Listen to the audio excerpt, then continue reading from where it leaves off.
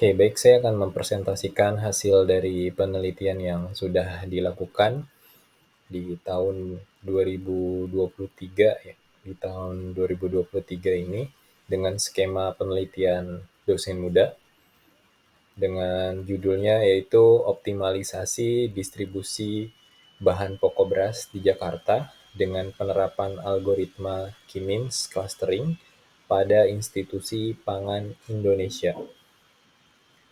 Dan untuk anggotanya di sini saya Suhendra, Eskom Mkom dengan NIDN 0308019002 dan juga anggotanya itu Pak Lukman Hakim, ST Mkom NIDN 0327107701. Di sini saya akan menjelaskan hasil yang telah didapatkan dan juga nanti metode apa saja yang saya gunakan untuk discovery dari data-data yang sudah didapatkan di Badan Pangan ya. Oke, berikutnya untuk latar belakang. Di sini karena memang kerjasamanya dengan Badan Pangan, jadi latar belakang yang hmm, latar belakang yang dibawa untuk penelitian ini yaitu berkaitan dengan bahan pokok utama beras yang hampir 90% masyarakat Indonesia mengkonsumsi beras. Kemudian di sini pendistribusian beras ke berbagai wilayah di Indonesia berdasarkan data Kompas itu di tahun 2021 sampai 2023 rata-rata stok beras melalui pasar induk Cipinang Jakarta pernah menyentuh 30.000 ton. Kemudian kini bahkan di bawah 25.000 ton. Secara data, beras nasional mengalami penurunan akibat penurunan produksi.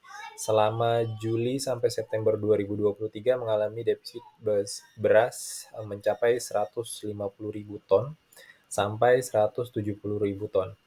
Penurunan produksi serta defisitnya bahan pokok ini harus menjadi perhatian penting dalam pengaturan stabilitas nasional sehingga masyarakat tidak mengalami kesulitan dalam konsumsi beras. Ketersediaan beras pada suatu daerah akan berdampak ketidakstabilan perekonomian bangsa. Penelitian sebelumnya, ketersediaan beras berdasarkan lahan pertanian dan produktivitas beras juga sudah dilakukan karena semakin berkurangnya beras akibat berkurangnya lahan pertanian.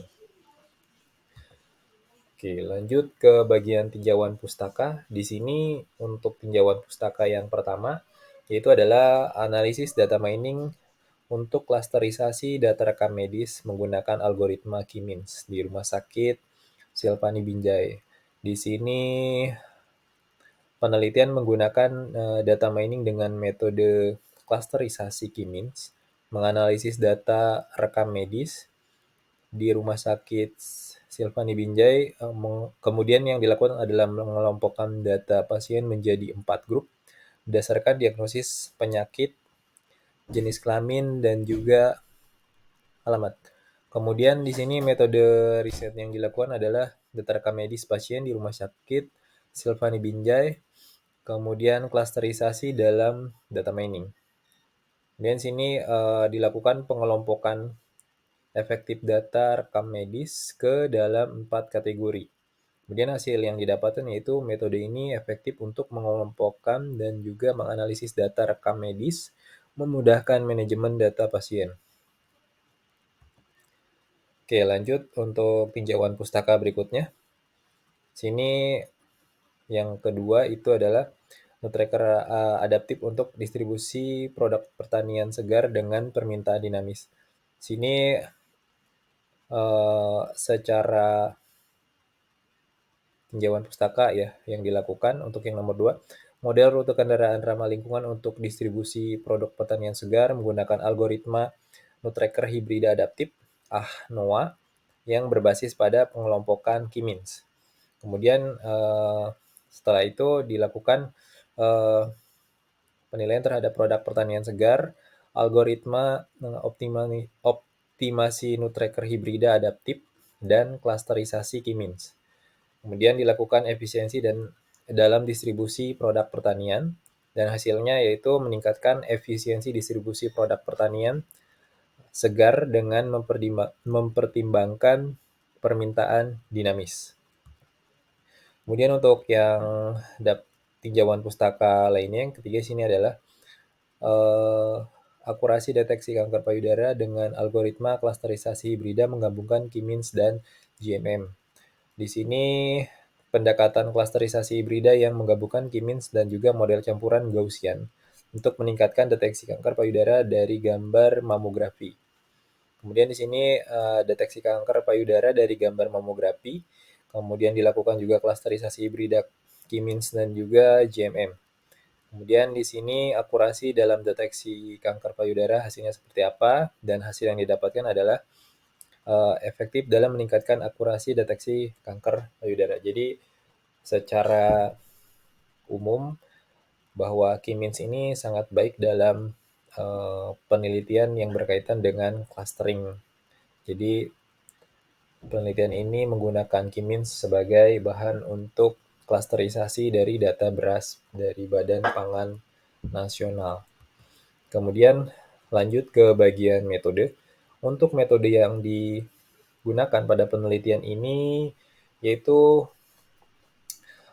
penelitian ini menggunakan dataset yang berasal dari BPN, Badan Pangan Nasional, untuk mengetahui konsumsi penggunaan beras sebagai kebutuhan pokok pada DKI Jakarta. Metode penelitian eksperimental untuk menghasilkan visual data yang akurat menggunakan metode analisis knowledge discovery in database atau lebih dikenal dengan KDD ya.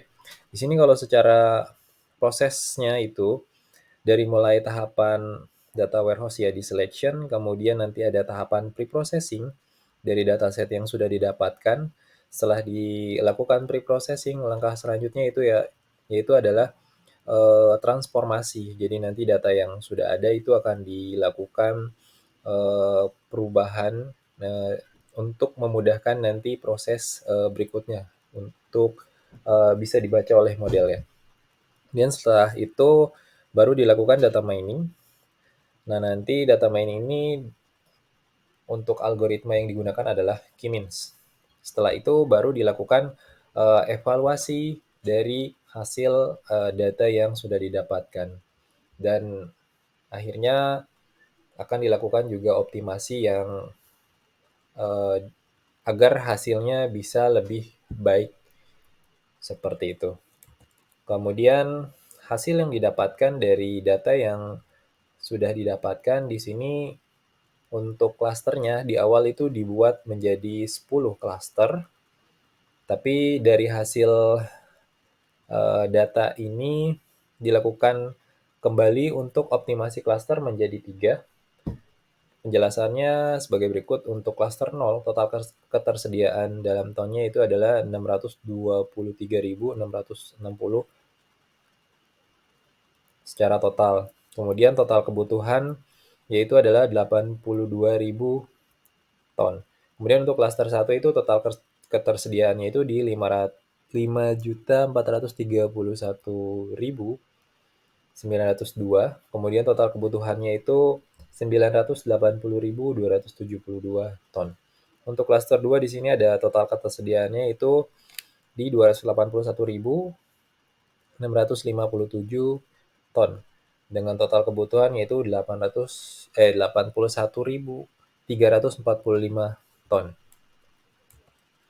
Kemudian di sini setelah dilakukan optimasi jadi hanya 2 klaster saja yang didapat. Jadi ada klaster 0 dan klaster 1.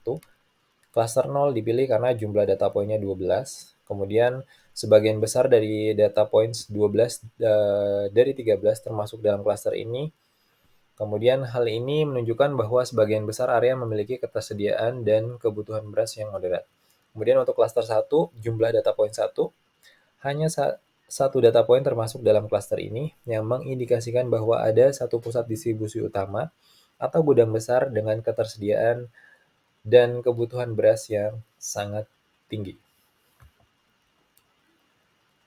Oke, baik. Untuk kesimpulan yang didapatkan dari hasil penelitian yang telah dilakukan yaitu klaster 0, wilayah ini memiliki ketersediaan beras yang cukup baik, namun perlu dipastikan pasokan tetap stabil untuk memenuhi kebutuhan sehari-hari. Klaster 1 wilayah ini merupakan pusat distribusi utama dan memiliki kebutuhan beras yang sangat tinggi. Fokus utama adalah efisiensi logistik untuk memastikan distribusi berjalan lancar ke seluruh wilayah Jakarta. Dari penelitian ini memiliki keterkaitan dengan mata kuliah pemrograman data analitik dan implementasi dari algoritma K-means bisa dilakukan pada penelitian ini. Sekian, terima kasih untuk presentasinya.